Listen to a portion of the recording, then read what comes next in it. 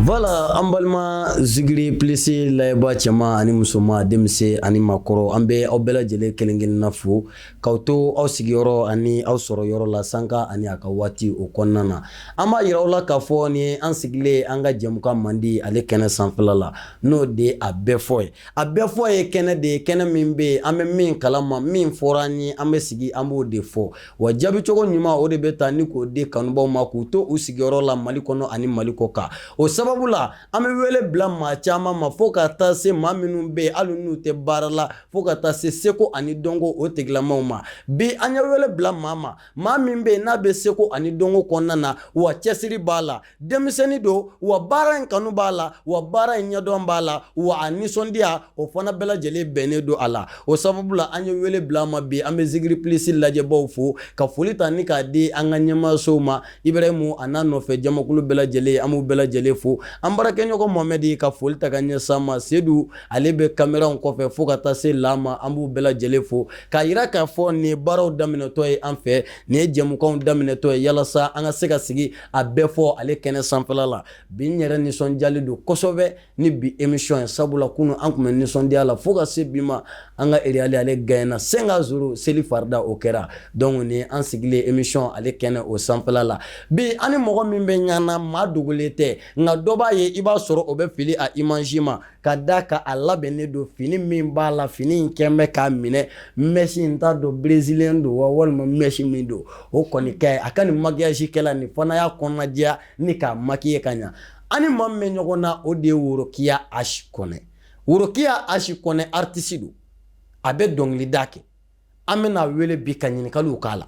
ɲininkali caman b'an bolo k'a ɲininka la mais ɲani an ka don kuma kɔnɔ ka janya an bɛ kuma di Worokiya ma a ka foli kɛ layɛba jɛkulu cɛman musoman bɛɛ lajɛlen la a n'a a ka faniw na Worokiya i ni yantuma aw ni yantuma alhamdulillah ok bɛ bɛɛ lajɛlen don kira mantonya la bɛ bɛɛ lajɛlen fo kosɛbɛ an lamɛn jama cɛman n'a musoman bɛɛ lajɛlen Mali kɔnɔ ani Mali kɔ kan kosɛbɛ farafinna ani farajɛla kosɛbɛ baw bɛɛ fo ni majigi ni bonya foli caman ba ye k'aw ni yantuma vraiment Worokiya Ashi Kɔnɛ nin diyara an ye kosɛbɛ an bɛ i fo dante foli min na wale ɲuman dɔ foli o y'i ta ye ka da kan i bɔra i ka so ne ka na ka na an ka wele jaabi o yɛrɛ ye koba de ye anw bolo i b'a ye i bɛ artiste caman wele u bɛ siran ne ka na wele jaabi an kɔni t'a dɔn fɛn min don mais n'i ye artiste fana dalen a yɛrɛ la ka na plateau kan c'est que a bɛ ka fɛn min kɛ a dan b'a yɛrɛ la ani a ka baara o ɲɛdɔn b'a la donc an b'i fo dante foli min na Worokiya Ashi Kɔnɛ Worokiya Ashi Kɔnɛ yanni an ka don kuma kɔnɔ n bɛ fɛ maaw k'a dɔn k'an ni maa min bɛ ɲana dɔnkilidala de don an ni Bobo ma sigi yan ka émission kɛ an ye wele bila dɔnkilidala de ma ɲininkaliw caman bɛ ne bolo ka k'i la wa n b'a dɔn i tɛ siran ɲininkaliw la mais n bɛ fɛ k'i voix fili dɔɔni mɔgɔw k'a dɔn ko an ye min wele bila maa min ma ko Worokiya Ashi don jinatigi tɛmɛ mɔgɔ tɛ kɛ ni dɔn fɔ man kan wa tɛmɛ ma tɛ kɛ ni dɔn fɔ lɔni ni tɛbɛ ma tɛ kɛ ni dɔn fɔ kumaba tɛbɛ ma tɛ kɛ ni dɔn fɔ ɛnda jajɛ tɛmɛ mɔgɔ tɛ kɛ ni dɔn fɔ jinatigi ni mɔgɔtigi kelen tɛ an tun ma jigin bɛɛ de kana yo yɛnɛ sigi labaro la i tɔgɔ la mɔgɔ man di fare mamadi bɔ ɲɔgɔn an tun ma jigin kana yo ye a tɔ ne ka agirinti ye n ka fɔlɔ ye bari a kalama fara sumalen ne kan jatigi min ma boli kan to jugu bolo nka n'a ma boli a ma boli ka dɔgɔ na mɔgɔ man di fare madi bɔ ɲɔgɔn ye ngana tɛbɛ ma tɛ kɛ ni dɔn fɔ lɔni ni tɛbɛ ma tɛ kɛ ni dɔn fɔ mankawa tɛbɛ ma tɛ kɛ ni dɔn fɔ ɛnda jajɛ tɛbɛ mɔgɔ tɛ kɛ ni dɔn fɔ ayi non ne Worokiya Ashi Kɔnɛ e yɛrɛ de don n y'a dɔn sisan n ye wele bila maa min ma filantɔɲɔgɔn ma na maa ma na a place la nin ye a yɛrɛ ye an b'i fo mais ne yɛrɛ ɲɛ b'a la i bɛ ka dɔ de fasada ne dun ko k'i voix de fili ɲininkaliw bɛ bi kosɛbɛ kosɛbɛ Worokiya Ashi Kɔnɛ n bɛ don ɲininkali kɔnɔna na Worokiya e ye dɔnkilida daminɛ cogo di Worokiya donna dɔnkili kɔnɔ cogo di Worokiya karamɔgɔ ye jɔn ye dɔnkilida la Worokiya bɛ bɔ min n bɛ fɛ k'i ɲininka nin na. I ka ɲininkali diyara n ye. Diɲɛnatigɛ dugumakolo kɔ o de la tuma bɛɛ ne b'a fɔ Ala ye kuma dan ka kuma lamini dan. Barisa o ma daminɛ bi a tɛ laban bi. I mɛ hali ni jeliw bɛ ka kuma dɔ bɛ k'a gɛrɛfɛ ka fɔ ko naamu naamu. Parce que naamu bɛ kuma teliya de. Kosɛbɛ. Wa a b'a timiya fana. Kosɛbɛ. Donc a ka kan diɲɛ kɔnɔ ni mɔgɔ ye question fɛn fɛn poser buna hadamaden ma. I sogo ni dɔnkolo i k'o réponse di a tigi ma. Parce que kuma n'a lamini de bɛ taa ni ɲɔgɔn ye. Question fɔlɔ. I ko worokiya ka kan fili. Mais e yɛrɛ ɲɛ b'a la worokiya bɛ ka mɔgɔ de fasa da. O ye dabali ban kosɛbɛ. Kosɛbɛ. Question filanan fana. I ko worokiya bɔra min? Worokiya ye dɔnkili sɔrɔ cogo di? A ye dɔnkili kalan min a karamɔgɔ ye jɔn ye? O fana ni dabali ban dɔɔni. Ok, ka question diyara n ye. Ne ye worokiya ko ne ye. Ne sigiyɔrɔ bɛnnen tun bɛ Abidjan ma. Abidjan, Ivoire. Ivoire. Ne ye Ivoirienne de ye. Nationalité Ivoirienne de bɛ ne bolo. Kabako. Ala ni kira barika la. Bon, ne bɔra Côte d'Ivoire. Ka na sigi Bamako yan nɔ. Bientôt 3 ans. A bɛɛ sɔrɔla kanu ani diyaɲa de fani jigi. Kabako. Donc o kɔnɔna na. Ne ka misiki daminɛna cogo min na. Ne tun bɛ jina kulonkɛ fɔliw de kɛ. Jina fɔli kulonkɛw. Awɔ, ni jina kulonkɛw bɛ yen mun bɛ taa fɔliw kɛ ne tun b'o de kɛ. O kɔnɔna na sisan. N ye caman dɔn a la. Parce que kuma yɛrɛ titiri ye fɛn min ye mɔgɔ ma ne kalan a la. Mɔgɔ ma fɔ ne ma ko karisa a kɛ. Wa n fana ma wuli k'a kɛ tantɔ. Parce que ten tɛ ko dilan. Mɔgɔ ma e kalan dɔnkili la, mɔgɔ ma fɛ ma worokiya dɔnkili da. Mais n kɔni m'a kɛ ten. I m'a kɛ ten, ko ten tɛ ko dilan. Mais karamɔgɔ t'e la e ma dɔnkili kɛ ten worokiya. Ayiwa. Bale. I b'a dɔn diɲɛnatigɛ dugumakolo kɔ kan. Fɛn bɛɛ lajɛlen n'a sababu de don. Kosɛbɛ. Ala tɛ fɛn fosi kɛ diɲɛ kɔnɔ n'a ma sababu k'a la. Ne worokiya ka dɔnkilida daminɛna cogo min na. Ne tun bɛ taa jina kulonkɛyɔrɔ de la. N bɛ mɔgɔ ye u bɛ jina fɔli kɛ n bɛ n jɔ n bɛ tɛgɛrɛ fɔ. Ala ni kira barika la. Jina ko a bɛ se ka kɛ mɔgɔ dɔw b'a ta u t'a tacogo la. A bɛ se ka kɛ mɔgɔ dɔw tɛ dala dɔw bɛ da la. Mɔgɔ ma obligé ka da jina bɛɛ la diɲɛ kɔnɔ. Parce que bɛɛ n'a taabolo don bɛɛ n'a ka tabiya don fɛn min y'i diya diɲɛ kɔnɔ i b'i yɛrɛ sentir fɛn min na à l'aise i b'o de kɛ. Chrétiens b'a la silamɛw b'a la bɛɛ y'a ka dina choisi quoi. Donc mɔgɔ tɛ mɔgɔ obligé k'i ka da karisa ka fɛn na. Jagoya ni fin tɛ mais ne kɔni dalen b'a la parce que ne tora o yɔrɔ tagali de la. Fɛn min de don a bɛ komi i n'a fɔ sitana ma fɛn. A bɛ don mɔgɔw kunna a bɛ kuma mɔgɔw kunna fɛn min bɛ yen fɛn min bɛ yen mais o ye prévu kɛ ne ɲɛna prévu min bɛnna cɛ ma donc saya ni balo cɛla la ɲɛnamaya kɔnɔna na bɛɛ b'a dɔn ko Ala bɛ se ka mɛlɛkɛ bila ka na maa min minɛ ko se bɛ Ala subahana wa taala de o se tɛ maa ye. I m'a faamuya donc n'o fɔra mɔgɔ mɔgɔ ɲɛna bɛɛ b'a dɔn ko ye Ala dɔn ko n'a seko de. Donc n'i ye biki sɔrɔ diɲɛ kɔnɔ ni biki ye prévu k'i ye a tɔgɔ d'a ma ko nin biki in de y'a kɛ nin kana ɲina. Ne ka dɔnkili sɔrɔ l'o de la jinɛw dora mɔgɔw la k'a fɔ ko karisa dɔnkili ta ko ne tɛ se dɔnkili la ne b'a ta cogo di a k'a ta seko ni dɔnko kɔnɔna na anw de b'i dɛmɛ barisa anw de y'i ye k'i kanu pour que k'a kan ye k'a ta diɲɛ fana b'i lamɛn. Jina de donna mɔgɔw la ko worokiya Achi k'e ka dɔnkili da i ko k'i tɛ se dɔnkili la o ko i k'a da olu yɛrɛ b'i dɛmɛ. Kabako. Anw mɛ worokiya Mali la i ye Ivoirien de ye Mali la artiste dɔ bɛ yan a fana tɔgɔ ye worokiya Kɔnɛ lien bɛ yen n'o cɛ de. Parce que mɔgɔ caman bɛ i tɔgɔ mɛn dɔrɔn ni Achi ma fara kan olu bɛ fila fila ta dɔw b'a fɔ ko est-ce que worokiya Kɔnɛ dɔ in tɛ wa. I ka nin kuma in diyara n ye kojugu. Bon sani ne ka don n ka domaine kɔnɔna na ka taa ni force ye. Parce que pour que ne ka musique yɛrɛ ta ni force ye fo bibi in na ne bɛ jinɛ dɔnkili da kɛ mais an senna ka suma la mɔgɔ caman ye n dɔn ni worokiya Achi Kone ye mɔgɔ caman ye n dɔn ni n ka tala Ala ni kira barika la n bɛ ka artistiya kɛ o kɛra musoba kelen de sababuya la diɲɛ kɔnɔ min ye Atuma Jime ye. Mɔgɔ i mana se ɲɛ o ɲɛ ma diɲɛ kɔnɔ ni encouragé baga t'i la i bɛ taa kɔfɛ de don bɛɛ. C'est vrai. Musique tɛ karaba o a bɛ na nin de. C'est vrai. I mana ta ni force ye cogo cogo n'i ma mɔgɔ sɔrɔ c'est-à-dire que k'i pousser k'i guider i bɛ tila i bɛ sigi i bɛ na zéro la. Awɔ dɔw b'a daminɛ o kɔnɔna na o bɛ taa k'i to fana. Musique y'o fɛn de ye. Kosɛbɛ. Min ye ne ni n tɔgɔma ka lien ye ni n ba tele de tɔgɔma cɛla la Worokiya Kone je l'aime bien a ka musique ka di ne ye kabini ne kuma Abidjan a ka musique tun ka di ne ye mais ne tɔgɔ de Worokiya ne jamu de Kone ne wolola k'o sɔrɔ ne la ne tɛ se k'o bɔ ne la kosɛbɛ donc ne ye H bila ka différence créer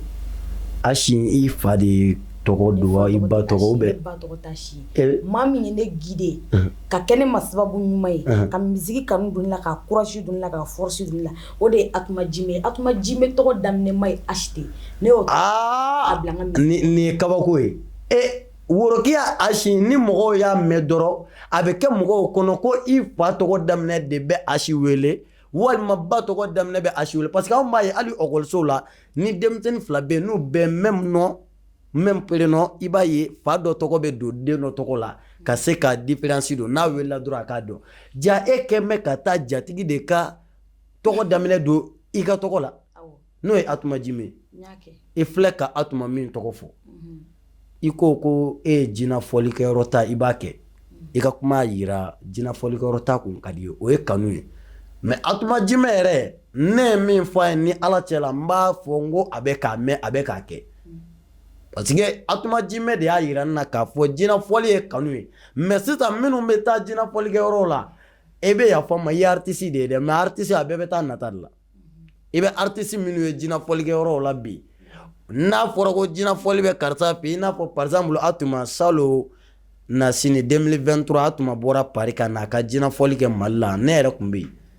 artiste min tun bɛ yen an t'a da dɔn o bɛɛ nana dɔnkili da ka wariw minɛ ka euro minɛ ka tila ka taa o ma tɛmɛ tile fila kan ka taa live sigi a contour la an y'a ye Atuma Jime a y'a yira k'a fɔ jinɛfɔli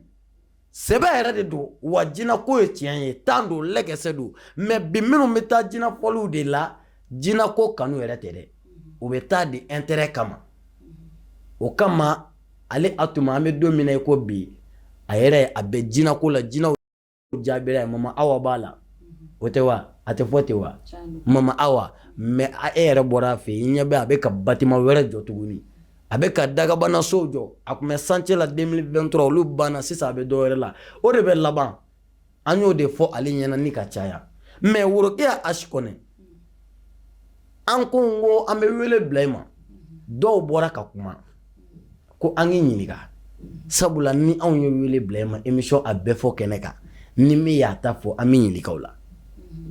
Worokiya H Kone ɲininkali tɛ dɔwɛrɛ ye ko an ka e ɲininka Atuma Jime ni jinɛtigi don Atuma Jime ni a sigiyɔrɔ bɛn bɛ Paris ma mais malien don a kɛmɛ ka malien denw kunna wolo an bɛ don min na e ko bi parce que n'a fɔra ko jinɛko dɔrɔn mɔgɔ bɛɛ lajɛlen bɛ miiri Atuma de la muso kunda wa o Atuma malien don nationalité malien don o Atuma Jime ko ani dɔnkilidala dɔ tun bɛ ɲɔgɔn dɔn dɔnkilidala min bɛ yen n'a y'a bɔ dɔnkilidala tɔw kɔfɛ k'a bila u ɲɛfɛ k'a mobili tigiya k'a fini tigiya ni ka tila ka dɔnkilidala ye k'a fɛn caman tigiya ne ka kuma tɛ dɛ mɔgɔw de ye ɲininkali di yan o dɔnkilidala ye ka tila ka jamana wɛrɛw yaala n'a ye ko Atuma Jime ni dɔnkilidala nana fara dɔnkilidala nana Atuma kɛlɛ a bɛ video k'a kan ko o dɔnkilidala ka o kɛlɛ t'an kɔnɔ k'olu balila dɔrɔn ka Worokiya poyilen Worokiya k'i natɔ kɛra i n'a fɔ ni Putin dimina Russie n'a bɛna bɔ ko an ka ɲininkali kɛ ko yalima ko dɔnkilidala ka kɛlɛ de kɛra sens ye Worokiya H Kone bolo ka don Atuma kan wa walima lien tun bɛ Worokiya ni Atuma Jime kan u cɛ ka kɔrɔ walima ni dɔnkilidala min bɛ ni Atuma ye ko a ye diɲɛ hɛrɛ bɛɛ k'a ye u y'a fɔ cogo min na parce que dɔnkilidala in ko a ko dɔnnen tɛ tɔgɔ kun t'a la jamu t'a la ko Atuma y'a dɔn Mali ka tɔgɔ d'a ma Mali ka tila k'a bolifɛn tigiya Mali la u ma dɛ bolifɛn u ma dɛ k'a y'a mobili tigiya ka jamanaw yaala n'a ye k'a dɔnkilidala ka kɛlɛ kɔnɔ Worokiya k'e nana i n'a fɔ ni denmisɛnw sigilen don ko san bɛ ka na mɛ ni san ko babaw ko bɛɛ bɛ boli ko o kɛra e nakan ye ko yalima o ko kɛlɛ in de kɛra sansi ye e bolo wa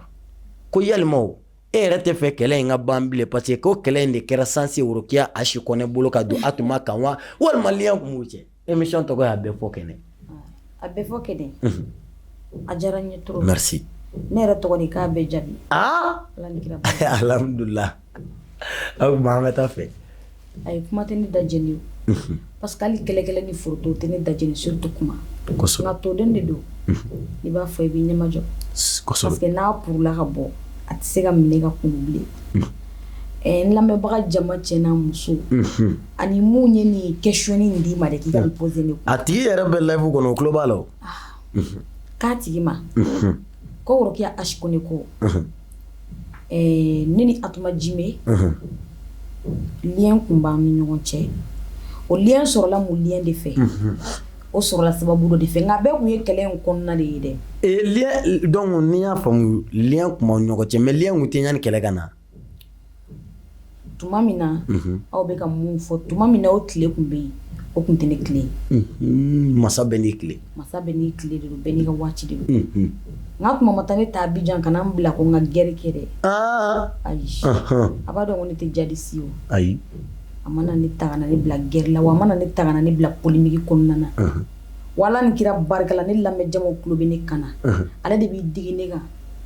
ko karisa kana kɛ tantɔ a ma i ka carrière mais artiste de a b'o kɛ Atuma b'o kɛ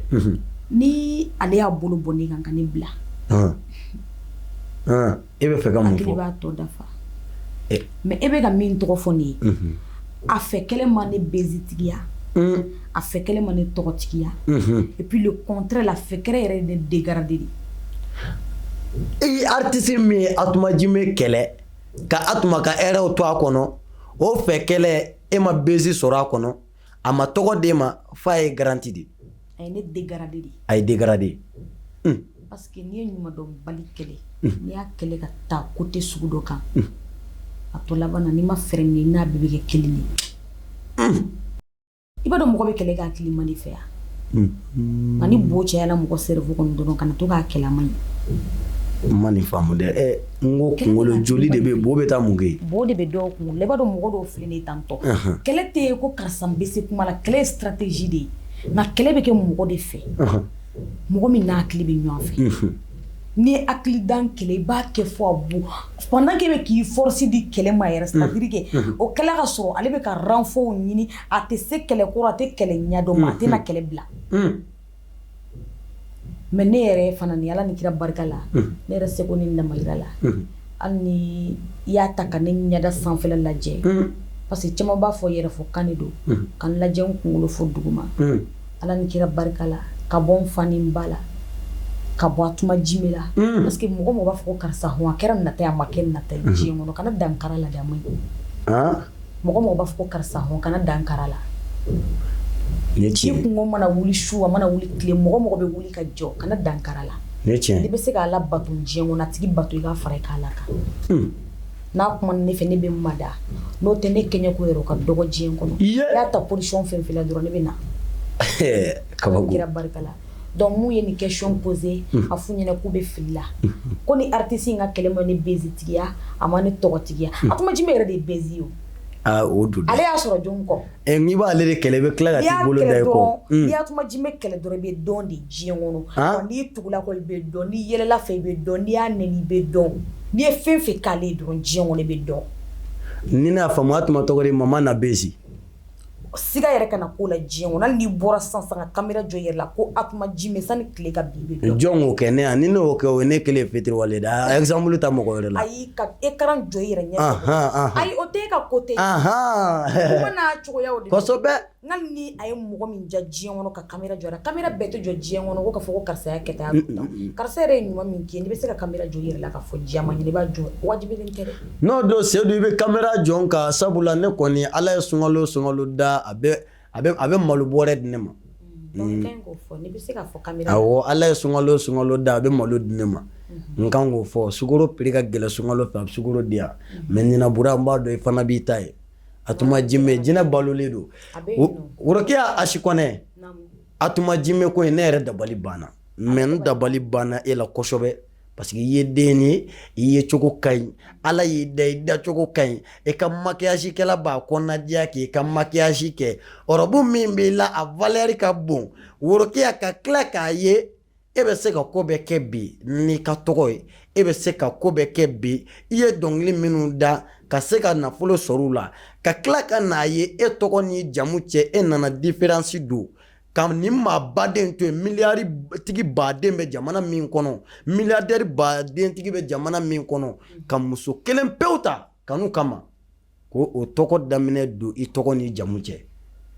n b'a dɔn i fana y'a kɛ muso min kama fitiriwale tɛ maa tɛ k'i b'a kɛ k'a tɛ to a kɔnɔ n'o ye Atuma Jime Worokiya Asi Kɔnɛ ɲininkali wɛrɛw dira a don ni ma fili a dira k'a sɔrɔ ne yɛrɛ ni Mohamɛdi don o y'a yira k'a fɔ Worokiya ko an ka i ɲininka kosɛbɛ ko olu kɔni y'a ye e ye concert belebeleba dɔ kɛ kɔsa in na concert in a kɛlen ma mɛn kosɛbɛ a kɛra Café des Arts la i hakili y'a ye wa Worokiya k'u b'i dɔ dɔnkilidala de ye ko mɛ k'u t'a dɔn ko jinɛ b'i fana na dɛ ko sabula k'i taar'i bɔ k'i bi k'i da dugu ma k'i dalen dugu ma k'u kɔni t'a dɔn ko Atuma tun bɛ ka wari d'i ma ko wari ko in de bonyani ma wa walima e ma deli ka nin wari nasugu de sɔrɔ kɛnɛ kan k'o de émission bonyani ma n'i da dugu ma wa ko hali dalen dugu ma ko Atuma ye wari d'i ma k'a d'i ma k'u tilala k'a ye i ka page kɔnɔ k'i ko Atuma ye sɔrɔ 300 € ani sepa ka taa se o 400 000 ma o ye 280 ye wa Atuma tilala k'a garanti bɛɛ Worokiya Ivoirien mais k'a b'i kɛ Malien ye k'i harceler Mali la o kɔrɔ ye k'a bɛ so d'i ma Mali la n ko sotigi don so caman b'a fɛ mais Worokiya o an y'a mɛn Atuma ni artiste dɔw ka kɛlɛ kɔnɔ a ye hɛrɛ kɛ artiste minnu ye olu bɔra k'a fɔ ko Atuma ye fɛn k'olu ye k'a minɛ a dun ye fɛn k'anw ye a m'a minɛ a ye dɔ de fara a kan ne bɛ fɛ ka e ɲininka o e ta min dir'i ma o yalima a ye taalen so e ta minɛ na wa walima e fana ta kɛra promesse de baliga in kuma in diyara ne ye turu ni k'i cɛ ka ɲi sufɛ ni dugu jɛla bɛɛ b'i ye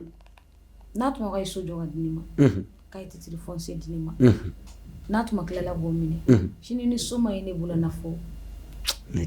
donc a ka fɔ mɔgɔw ɲɛna k'u hakili sigi ale bɛ ka mun ka kuma fɔ ne ye Atuma ye V8 sa artiste ye Mali la yan nɔ bali Atuma ye mobili babaw sa artiste ye Atuma ka mobili dɔw tun bɛ taa 300 millions a y'a di artiste ma ne yɛrɛ ɲɛfɛ ka jigi ka bɔ a kɔnɔ nan'a taabolo ma sigi ka na ne diɲɛ kɔnɔ nka o bɛɛ tilala ka taa yɔrɔ min y'o ja fo bi a m'u wele ko karisa n ka mobili bɛ cogo di hali m'u bɛ da baarabaya kumaw la hali sini Atuma ka mobili b'u fa ka du gɛrɛfɛla la ni dimina dɔrɔn ne kɔni tɛ mɔgɔ fɛ mina i ka fɛn bɛɛ d'i ma donc k'a fɔ k'Atuma bɛ hɛrɛ kɛ mɔgɔ ye ka tila k'a minɛ a tigi ye ne ma deli ka ye ɲɛna fɔlɔ n'a y'a d'i ma de fournisseur de don sɔrɔ ni carte tɛ kelen ye a kari bɛɛ de n'o tɛ fɛn fɛn danna Atuma Jime ka diɲɛ kɔnɔ ɲɛnamaya la Atuma ye fɛn min ye a ka ɲɛnamaya kɔnɔna na vie réelle la ye fɛn min ye mɔgɔw bolo bari ne Worokiya Asi Kɔnɛ min b'a nɔfɛ bi n'a kɛra ne de ye a bɛɛ ni kɔrɔnɛ cɛ n ka dɔrɔmɛ 10 ta di mɔgɔ ma hali ni n ka 10 binna n bɛ mɔgɔ dɔ bila n kɔfɛ a ka to k'a ta n kɔ ne kabako ye dusukolo de tɛ kelen ye sinon fɛn min kɛra la ɲɛnamaya kɔnɔna ne yɛrɛ artiste de wari ka di n bɛ wari fɛ ni n ye wari ye ça va maa bɛɛ ni kɔrɔnɛ cɛ n kun tɛ mɔgɔ sɔn fo n ka ɲɛnamaya ka ban ayi hali balimaya kun da n t'a di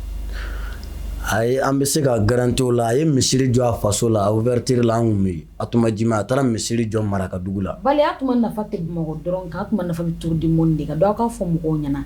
sani olu k'a fɔ ko karisa b'a di ne ma ka minɛ a b'a di ne ma ka minɛ ne ko a b'a di fɛn fɛn ma diɲɛ kɔnɔ parce que ne bɛ filomaniya dɔn fɛn de ye mɔgɔ min bɛ mɔgɔ kelen sɔn n'a sɔrɔ ni Atuma ko ye ne Worokiya Asi Kɔnɛ de ta tuma bɛɛ Worokiya Asi Kɔnɛ de bɛ sɔn tuma bɛɛ sumu mana kɛ ne de bɛ sɔn ɲaga mana kɛ ne de bɛ sɔn mɔgɔw bɛ se ka fɔ ko polémique b'a mais ni bolo bɛ diya nin da la a bɛ diya bɛɛ tout i bɛ se ka fɔ ko Atuma y'a di ne ma bi ta la ne ta ka dɔgɔ n'o Atuma bɛ diya de sɔn Ala de y'a ka ye o k'a to tantɔ Ala mana min kɛ o de ka ɲi i b'a dɔn nafolo ani dawula bɛɛ n'a conséquence de don i bɛ taa sɔrɔ hali bi ne Worokiya min bɛ ka kuma émission na ne tɛ n yɛrɛ bɔ la Ala de bɛ se bali ne bɛ Ala dɔn trop ne ko ka sɛmɛlen ba de b'a la wa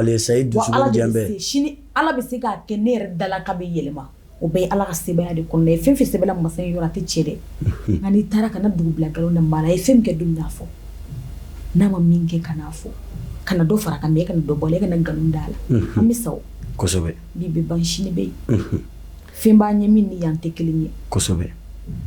Worokiya Asi Kɔnɛ nin diyara an ye an bɛ i fo dantɛ foli min na sabu e bɛ ka émission in jaabi a jaabi cogo la i bɛ k'a fɔ a fɔcogo la o diyara n ye Worokiya Asi Kɔnɛ a tun ma jimɛ maa dɔ maa min bɛ yen n'a selen don maa dɔ maa min bɛ yen ni a ka hɛrɛ n'a bɛ maa caman kɔnɔ hali n'a sɔrɔ o maa dɔn an ye maa dɔ maa min bɛ yen ni Ala kɛn bɛ k'a ladiya dɔnni na dɔnni min bɛ yen n'a tɛ sɔrɔ cɛbakɔrɔw la jango musobakɔrɔ Ala y'o dɔnni d'a ma mais a ma sɔn k'a ka datugu maa ɲɛ i ye jeli ye t'a la sinon an ye dɔnnibaa dɔw ye jeli tɛ kule olu fɛ yen i y'a faamu mais ale fɛ dayɛlɛlen don bɛɛ i ye jeli ye o ye nin ye o t'a la bɛɛ bɛ don Worokiya Asi Kɔnɛ maa wɛrɛ kumana artiste don ni n y'a tɔgɔ fɔ plateau in kan bɛɛ b'a dɔn a ko a ye n wele a ko Bale Jalo an y'a ye ko Worokiya Asi Kɔnɛ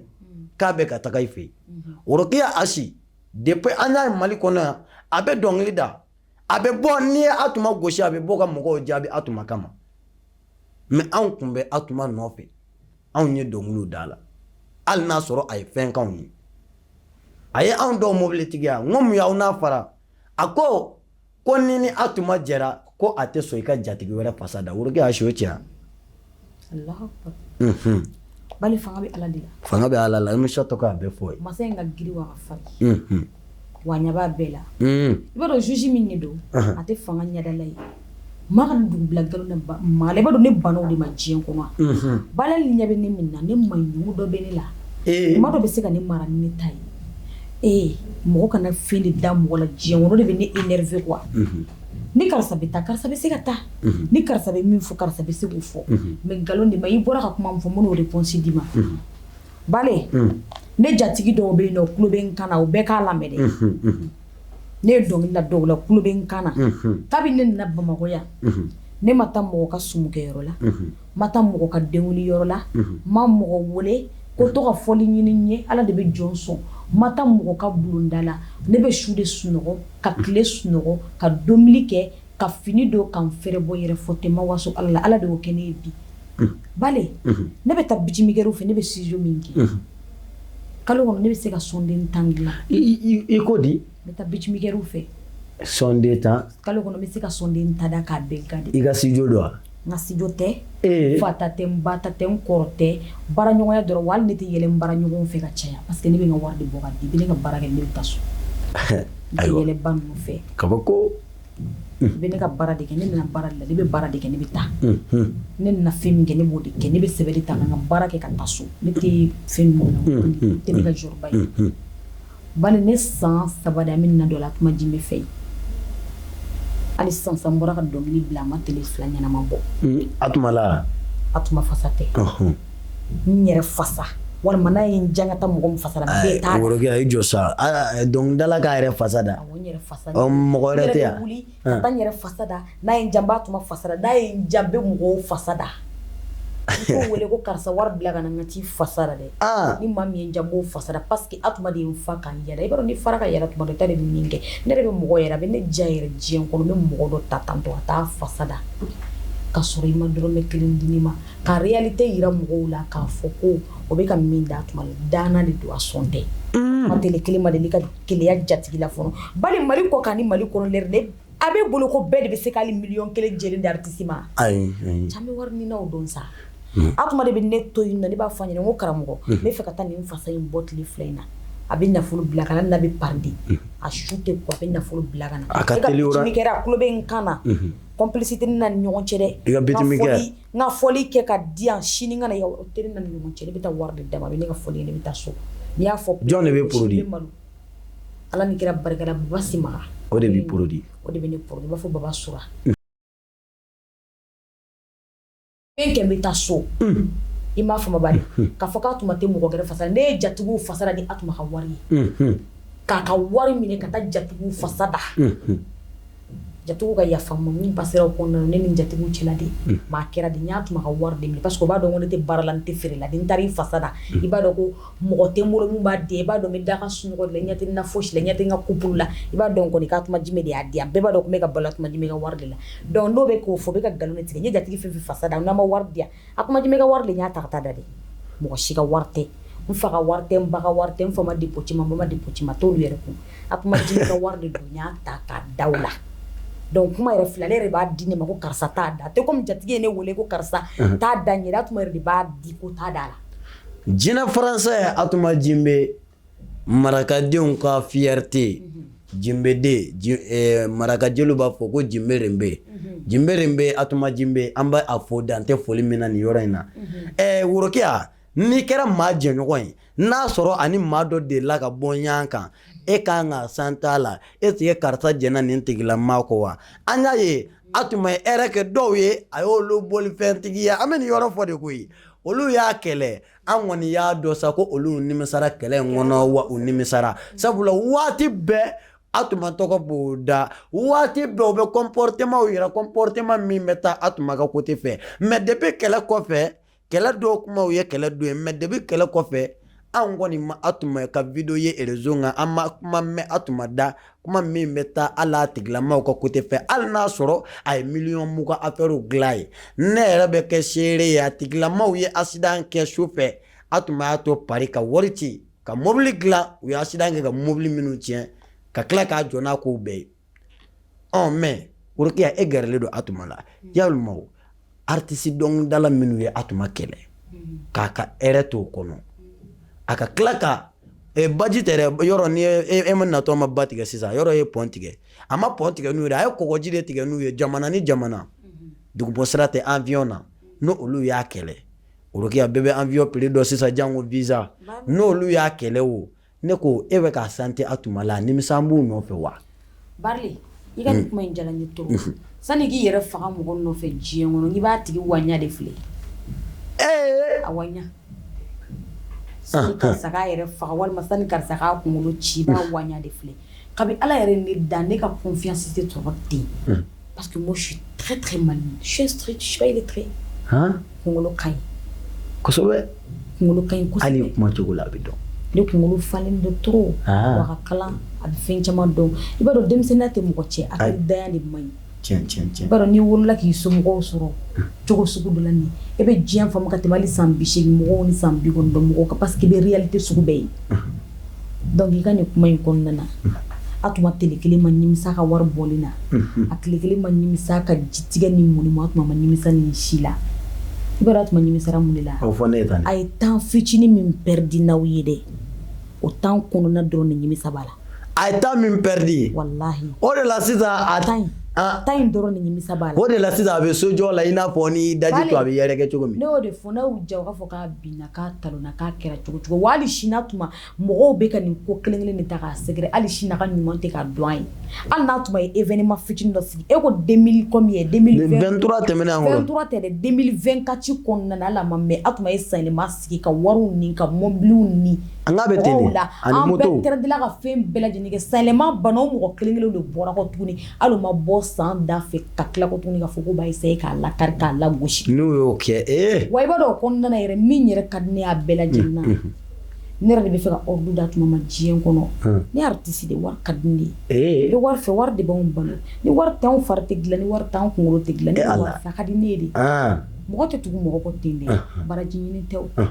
hali ala min bɛ sankolo la n'an bɛ sela ye pour que a ka alijinɛ de nɔgɔya an ye kosɛbɛ a kana sɔn ka jurumuw la taa ka tɛmɛ kuma bɛnnen bɛ da sinon seli a ka gɛlɛn dɛ birika wuli baraba de b'a la nka a bɛ kɛ ala ye diyagoya pour que a k'a mako to kabako awɔ donc mɔgɔ bɛ karisa ɲɛ filɛ ko natalen t'i la nata tɛ ten ten nkalontigɛlaw de don mɔgɔ bɛ ɲɛ i bɛ nata la mɔgɔ bɛ se k'i balo i bɛ nata la mɔgɔ bɛ se ka fɔ ko karisa hɔn i bɛ nata la mɔgɔ bɛ nata i ɲɛmɔgɔ la o ye diyagoya de n'i ma nata i ɲɛmɔgɔ la i ye ɲɛngo de Atuma ye ne ɲamari hali sini ne natali b'a la a b'a di ne ma de wari de bɛ di ne ma ne bɛ wari de fɛ awɔ nka i kana kɛ fitiriwale wari de ma ɲi ka mɔgɔ mélanger ka tɛmɛ n'a tun ye ne diya ne nana Bamakɔ yan nɔ ne ka artisiya tɔgɔ n tun bɛ se k'a kɛ Worokiya Kone walima ka gérer fo m'o de dabali ni ne hakili sera ka taa Atuma ɲini o yɔrɔ la k'a tɔgɔ daminɛ ma bila wa o dɔrɔn tɛ dɛ hali ne ka droit d'auteur papier Atuma Jime de bɛ ne ka titre foncé kan ne ka album titre foncé Atuma Jime o t'a da e ye album bɔ de awɔ ne ka album ari kɔnɔna na titre foncé c'est Atuma Jime kabako awɔ k'an ka titre yɛrɛ ka ɲi n fa tɛ n ba tɛ dɛ n fa tɔgɔ ta ka n ba tɔgɔ ta ka ye olu de ye ne wolo mɔgɔ tɔgɔ ta ka ne Atuma Jime de bila wa je suis fière de ça ni maa y'a k'i y'a dɔn a ye n'i t'a dɔn i ka taa kana nkalon d'a la Atuma ka basi ma se ne ma wa depuis n tugula kɔ n'i y'a ye je me suis donné au fond a télé kelen ma deli ka yɛrɛ n na fɔlɔ k'a ni ko mun taara c'est-à-dire que ko mun taara k'a nimisala tile kelen a ma deli ka yɛrɛ n na a ko n ma Worokiya hali n'i ko ko bɛɛ dɔnkilila kɔnɔna kana kan sɔrɔ kana dawula sɔrɔ kana fosi sɔrɔ ko hali ni e ko bɛɛ awɔ kan ni bobo kan fɔ k'a b'a lamɛn ko n ka taa don studio kɔnɔ an ka nɛgɛw gosi an ka nana a bɛ dɔn k'a kɔrɔ jimbere be donc a ye juru don kana a n'a ka jinɛw ye juru don kana wa san'o k'a fɔ ko kuma polémiquew ni fɛn de bezi di ne ma a tuma n'a ka jina ni ye ala fɔ ka kira fɔ k'an fa ni ba fɔ n'a ka jinɛw de ye bezi di ne ma n'a ka jinɛw de ye ne tɔgɔ tigɛ ka n dawula tigɛ hali ni ye ne sigilen i b'a dɔn ko fɛn dɔ bɛ n den na o kuma jina ninnu donna i la i y'o donna n na kojugu worokiya jina b'e la bari o ye n dawula tigɛ o tɛ bulo f'i ye dɛ wallahi ni joli kadalen don hali n'a kumula ni a ka du kɔnɔ mɔgɔ tɛ yɛlɛ i fɛ wallahi bilahi ni donna tuma ka du da ka bɛ siri tigɛ ka bila kabako awɔ kare kɔnɔ yɛrɛ wuli n'u bɛ to boli la ne nɔfɛ worokiya hali an ka quartier wulu worokiya tabali sa ala kama sa mi dil sa wulu ayi wulu yɛrɛ sɔrɔ mɛ ne awɔ tɛ galon kuma ye dɛ wulu yɛrɛ bɛ taa jɔ da la ka ne kɔnɔ n ka bɔ ka n'o korova d'o ma dɔrɔn bɛɛ ko wulu bonjour pour ka taa kuma tɛ mɔgɔ ma donc ka baw ka sɔn numéro 1 de don worokiya sabali wulu mais a tuma ka jina tɔgɔ mama awa e fana awa de don ne la a tuma ka jinɛ tɔgɔ di mama awa ye ne ka jinɛ ye ja suru de mama awa de ye dawula di ne ma ka mandiya kɛ ne ka kow la a ye kɔgɔmugu suru n ka ko la ne ko e k'i voix fili a tuma n'a ka jinɛw ye tan dɛ n ka lajɛ de i ka dɔnkili dɔ bɛ yen i b'a kun cɛ n'o ye ko da jolima n b'i lamɛn ko da jolima tɛ tiɲɛ kuma fɔ dɛ da jolima o kɔni tɛ jinɛ fasa ye o ye fasa ye nka o tɛ ayi n'i ye jinɛ fɔli tigɛ i b'o tɔgɔ la k'o bɛ k'a fɔ yɛrɛ k'a tuma tɛ sɔn mɔgɔ fasa da ma da jolima o dara mɔgɔ de la ko ne y'a tuma fasa de minɛ a bolo k'a tradi ka taa da mɔgɔ la n'a tun bɛ ne gɛn a don kama a b'a gɛn parce que a tɛ kɛ a t'o kɛ sa donc émission mɔgɔw ko yɔrɔ faamu da jolima anw y'a da dɔnna kɛlɛ de kun don an y'a da tuma de la dɔnna ne y'o de ta ka taa tradi k'a da jatigi gɛrɛ la diɲɛ kɔnɔ donc ni o mɔgɔw tilala ka sigi kɔ tuguni k'a fɔ k'o tigi tɛ fɛ mɔgɔ ka dɔnkili da mɔgɔ la yala o bɛɛ ka ɲi ka dɔn k'o ye nkalonfin de ye a tun bɛ se ka ne kɛlɛ a ka dɔnkili don maaba de don ne ma ɲi ka taa tradi ka da mɔgɔ la hali ni mɔgɔ b'a fɛ cogo cogo a ko ma ko sira t'a da dɔnkili n'a tigi bɛɛ ye ne ta de t'a da ni mɔgɔw ko dɔnkili jalo t'a da ne tɛ asidi ye donc o ka nin bɛɛ bila o ka muso bila yɛrɛ de a y'a aimé a ka commenter a ka partager worokiya ko jinɛw y'a dawula tigiya a yɛrɛ sisan ma wulu de bɛ boli a nɔfɛ carré kɔnɔ an kɔni ka carré wulu n bɛna fɛ dɛ hali ni n bɔra sisan i b'a ye sa a ka quartier wulu de n'u bɛ kuma sisan wulu t'anw fɛ yan o u bɛ content o tɛ yan ayi ok a bɛ kɛ o tuma jinɛw fasa da kɛlɛ ye bagama kɛlɛ da sisan jinɛ ko kɛlɛ bagama kɛlɛ ye siran kɛlɛ ye bagama kɛlɛ dan do sisan jinɛ ko kɛlɛ bagama kɛlɛ ye siran kɛlɛ bɛ kɛlɛ bagama kɛlɛ yala mama awa ma sɔn bagama kɛlɛ ma sa sekɔrɔ mama yiba bagama kɛlɛ ma ka fure a ko dugade de bi maɲuman kasigi wayo ko jinɛw yo kɔrɔna jinɛw ye ne ma saya denmisɛnniya la ko jinɛw yo kilebi jinɛw ye ne ma saya denmisɛnniya la jinɛ kɔni ma o kelen tɛ turu jiri ni i falen jiri tɛ kelen ye sa kuntigi de bale maasi bama kuntan wolo bɛɛ bi da kan bolo jɔn kana baga jɔn bɛɛ di ɲasigi jɔn kana sigi jɔn bɛɛ di da kan ala la kunkolo la sɛbɛ ka kɔrɔ ni mori sɛbɛ ye nin ye jinɛ juru fɔ a bɛ hakili jigi joona mama awa ni i ka furula narena kɔnɔna na ni bɛ fɛ ka dawulatigiya i ka awa ni ka fure filɛ ni bɛ fɛ ka mankanbaya ala awa ni i ka fure filɛ saramaya caman bɛ muso in bolo narena mama awa ma a duguden to sango dunna ni marabali ayi maa tɛ to a la diɲɛ kɔnɔ maa tɛ to awa ni i ka furula ni ma y'i ɲɛna barisa dawulatigi do sonko mani banko mado ni mama suna sonko bala ni mama bana mama cigaraba jina ko ni ma ko kalente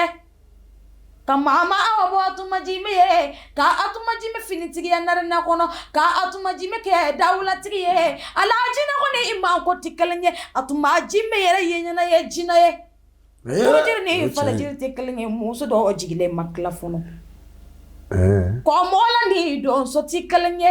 ala balanti tigi ni korote tigi te kelenye korote bi ma chama bolo ni bala ko ngolila o te wole korote kola de bala bi ma chama bolo korote to o jufana somani la turu dala tikelenye de jina tigi ni don so tikelenye jina ko ni ma ko tikelenye mama awaye jina tigi de kon sababu chama bi ga fura na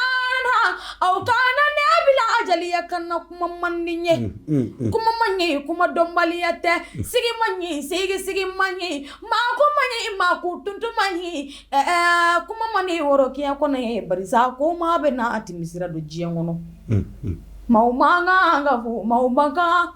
ala jina musoni dawla maumanga jina musoni kasadu maga fure maumanga sa kela bagama kele dando sisan jina ko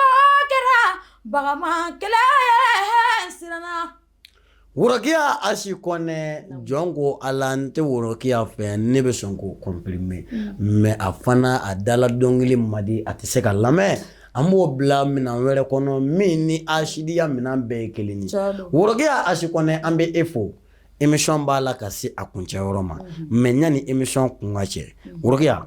e donnen dɔnkili kɔnɔ ani sisan cɛ e yɛrɛ ko karamɔgɔ t'i la o ye ne jatigɛ mais ni o yɔrɔ ni o faamu worokiya i don dɔnkili kɔnɔ ka se sisan ma album joli sɔrɔla i fɛ ala ni kira barika la bari ne doli dɔnkili kɔnɔ kana bila bi la ne ye dɔnkili mun bɔ ne yɛrɛ ye fɔlɔ diɲɛ kɔnɔ genre dɔnkili min bɛ mɔgɔninfinya taabolo parce que dɔnkili bɛɛ n'a taabolo de don mɔgɔninfinya taabolo dɔnkili bɛ yen waati dɔnkili bɛ yen dɔnkili bɛɛ n'a taabolo de don n ye dɔnkili dɔ da a bɛ boli dundu ta yɛrɛ fɔ n'i bɛ se fɛn min na ka ne yɛrɛ fɔ an bɛɛ bɛ bɛɛ dɔn n ye dɔnkili dɔ la a tun bɛ juguw ɲɛna ko ne bɛ fosi ayi ne ma fosi woloba duwawu bɛ ne kɔ e yɛrɛ o da ne de ka dɔnkili ka bɔ ko awɔ n ye juguw to kuma la dɔrɔn n y'o fɔ ɲɛna ko ne tɛ se ka fosi parce que dɔnkili bɛɛ de b'a moment n'a waati de la ala ni kira barika la wa n tilala ka dɔ fana da ko n'i sɔnni yɛrɛ ye kara b'u la ka sɔn i yɛrɛ kara b'u la kara de awɔ parce que bunadamaden n'i sɔnni yɛrɛ ye dɔrɔn i tɛ se ka sɔn mɔgɔ tɔw ye bilen wa karaba de b'a la parce que o bɛɛ bɛ fɔ de ko bɛ jɛn ka na e kama awɔ dɔnkili kɛl'o ye ala ni kira barika la wa n tilala ka dɔ da ko j'ai pas le temps temps tɛ ne bolo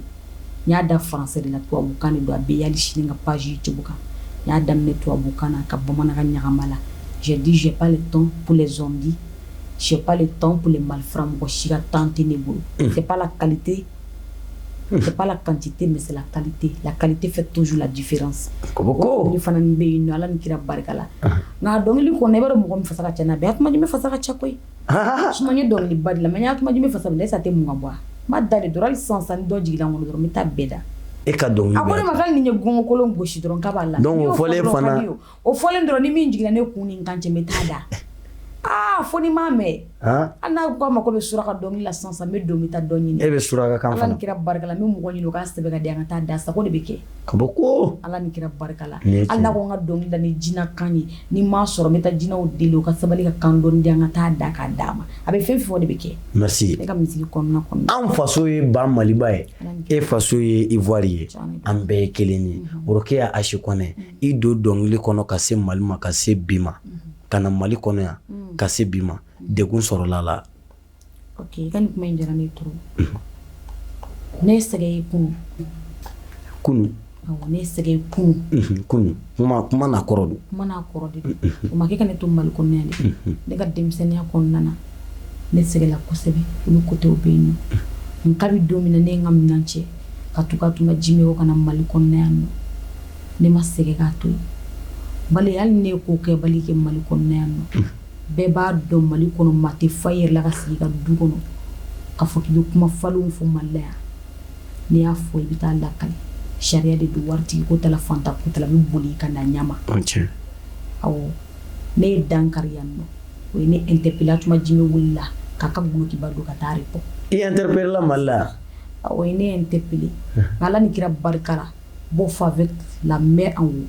ma taa question répond o tɛ n ka volume ye o tɛ n ka fɛn foyi ye a k'i ye tunkarange de y'i sigi du kɔnɔ k'i sigi fanga de don mɔgɔ t'a sɔsɔ ni ma nimisa nka n bɛ taa jaabi n'a kɛra min ye n bɛna f'i ye a ye juru de don ne kana ɲɛnama yɔrɔ ne ko hali ni ye n diya ye hali ni ye da ye i ko k'Afirika su la ko mɔgɔ dɔw bɛ k'a fɔ ko wari ɲagaɲaga de y'a kɛ ne ye daba walima fɛn fɛn bari k'a b'a la ye ne dan diɲɛ kɔnɔ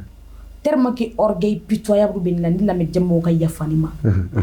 a bɛ kɛ ne yɛrɛ ɲɛna tuma dɔ la ko ne dilanyɔrɔ la komi i n'a fɔ Ala tun ma sɔn ka dan fɛ dilan tellement que n ka di n yɛrɛ ye orgueil yɛrɛ de bɛ ne la hali ne sigilen tuma dɔ la fo ne bɛ yɛlɛ n yɛrɛ ma n ka dɔgɔ mais orgueil bɛ na n ka di n yɛrɛ ye trop e ka di yɛrɛ Ala yɛrɛ de y'o kɛ n na tonton ka di n yɛrɛ hali ne sigilen tuma dɔ la ne bɛ to yɛrɛ filɛ ni fɛn ninnu la n ka di n yɛrɛ yɛrɛ de b'a dɔn mɔgɔ ko ka d'a yɛrɛ tɛ se ko bɛɛ ma mɔgɔ min ka d'a yɛrɛ farisogo ka d'a ka taa da duguma k'a senkelen ja hali n'a tun ye ne ja ni ne tun jɔra chaise kɔnɔ ka dɔnkili la tuma jumɛn tun bɛ n sɔn n bɛ taa so nka ni dari de ka kan ne bɛ n da ye wa n ye kaɲa 3 de fɔ ko n'a diyara ye n bɛ munuma ye n'a t'o fɛ n bɛ n da n'a tɛ dali fɛ n bɛ n ja Allahu akbar a b'a bɛɛ mérité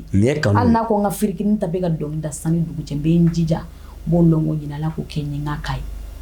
a tɛ n'o fɔ i ye min kɛ nin ye belebele de ye yɔrɔ a fana tɛ maa bila ko la i tɛ se ko min na a t'i bila o la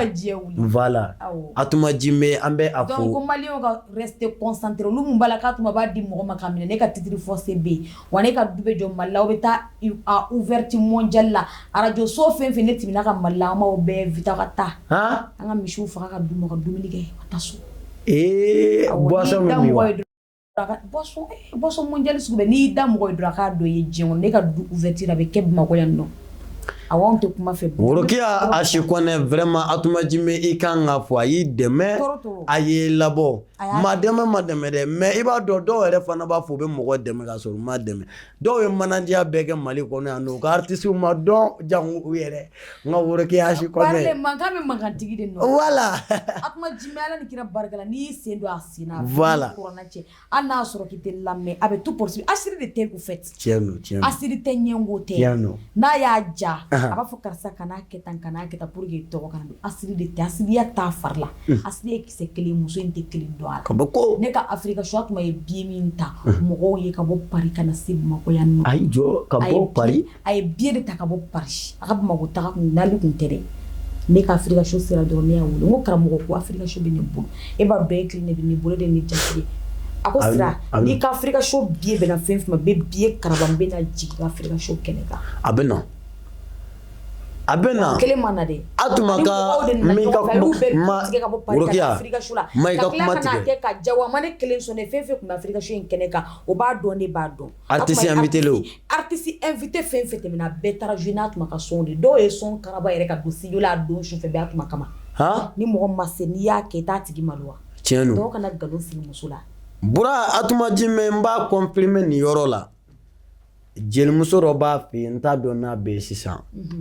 muso in a den banna a banna lundi donya fɛ k'a tuma to Paris layɛbaw tulo b'a la mais a ko ka su bila morgue la a ye 3 jours de d'u ma a ye billet ta ka bɔ Paris ka na bɛn a ma ɲani Paris fana y'ale bolo i n'a fɔ Bamakɔ Segu i t'a ka ye diɲɛ kɔnɔ n'a ma dɔn ye voilà an bɛ émission kuncɛ n'o ye n'i y'a ka ye diɲɛ kɔnɔ a b'a dɔn ye émission tɛ kuncɛ f'i k'i kan fili ni Zigiri Plus ye e tɛ se ka na ni voix duman ye ka taa n'a ye ten dɛ ka fɔ a dɔnbaga de Ala ni kira barika la Zigiri Plus ko fɔ an ye dɔɔni an sigilen bɛ nin kɛnɛ belebeleba in kan ne ni n balima artiste diɲɛ kɔnɔ sigi tɛ mɔgɔ sɔn n'i ma yala nka kana don bɛɛ de ka so o de ye problème ye kabako ne bɛ yala b'i sen ta cogo n'a bila cogo dɔn Allah o ka ɲi kosɛbɛ manaji lankolon t'e la wallahi an bɛ Zigiri Plus mɔgɔw fo an bɛ dan tɛ foli min na ne ni karama kɔnɔna na n'Ala ni kira ka jɛ ye aw na tuma dɔn na baba ɲare aw sigi tuma dɔn ne do wala ye kuma dɔn na baba ɲare na kumala aw na tuma dɔn ne bɛ a ko da joli ma de ma tun ɲa kuma fɔ aw na tuma dɔn na baba ɲare Zigiri Plus Zigiri Plus na ka jamalu aw ni wulada mɔgɔ man di fane i man di bɔ ɲɔgɔn ka émission sigi sudan yɛrɛ ko Zigiri Plus a bɛɛ fɔ kɛnɛ mun b'a se mun ma ni hakili tɛ ni bɛ fɛn fɛn la mali la a minɛ ni kunkolo ye kunkolo la sɛbɛ ka kɔrɔ mori sɛbɛ diɲɛ kɔnɔ ka jamu kan sigi suda ɲagare ka Bamako artiste wele ka jamu kan sigi Bambayare ka Bamako donikɛla wele ka jamu kan sigi Bambayare kɔnɔna na ka suda ngara wele sigiri pirisi waya juru kanya de langolo fente woro ya kono ne be mu fo diɲɛ kɔnɔ mama di fare ima di bonyo bara sandi daga sunu e diɲɛ kɔnɔ i bɛ bara kɛ diɲɛ natigɛ la a minɛ ni e sɛbɛ ye i bɛ nɔ wala don dɔ la ko ala bara kuntan tɛ dusukolon tɛ de ye mɔnɛ ye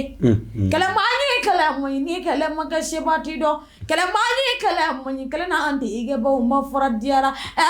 sigiri pilisi mɔgɔw a y'a bari ka kanu na k'iya kɔnɔ ye maa ni ma kɛ e kanu ba fɛ bɛ k'i fara ba fɛ tiɲɛ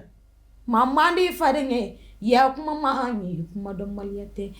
dɔn bɛ t'i baro ye dɔn bɛ t'i kolo dɔ ye alhamdulillah worokiya di diyara an ye an bɛ i fo mɔgɔ minnu sigira ka émission in lɛlɛvu kɔnɔ ani minnu bɛna émission in lajɛ wagati tɛmɛnenw na YouTube ka an ka page Facebook page TikTok wa an bɛ bɛɛ lajɛlen fo ka yira aw la k'a fɔ an ni worokiya Asi Kɔnɛ de tun bɛ ɲɔgɔn fɛ worokiya Asi Kɔnɛ k'a fo ka jatigimuso fo a bɔra ka jatigimuso min tɔgɔ fɔ sɛgɛnbali ɲinabali n'o de ye Atuma Jime dɔ bɛ maa ta ka bɔ dugu dɔ la ka na i kan mais i b'a ye ko ni kelen ko ni fila artiste y'a domaine ka gɛlɛn i b'a sɔrɔ a bɛ ko dɔ kɛ don dɔ o bɛ dig'a la mais a t'a fɔ mais n'i y'a kɛ maa dɔ ye a b'a kɛlɛ k'a fɔ ko ne de nana n'a ye jamana ni jamana ni den a bɔra yen nɔ ka na Atuma kanu kama ka n'i sigi Mali la k'a sɔrɔ a fa tɛ yan a ba tɛ yan Atuma Jime fana y'a dɔn a ye donc an bɛ bɛɛ fo ka bɛɛ to a sigiyɔrɔ la ka dugawu k'i ye hali bi Ala k'i kɔrɔ n'i kan ye i ma fɛn min sɔrɔ dɔnkili kɔnɔ an bɛ Ala deli Ala k'o nɔgɔya ye Ala k'a yiriwa i ye ni Ala b'i sɔn manaje la a k'a k'a sɛbɛlamaw ye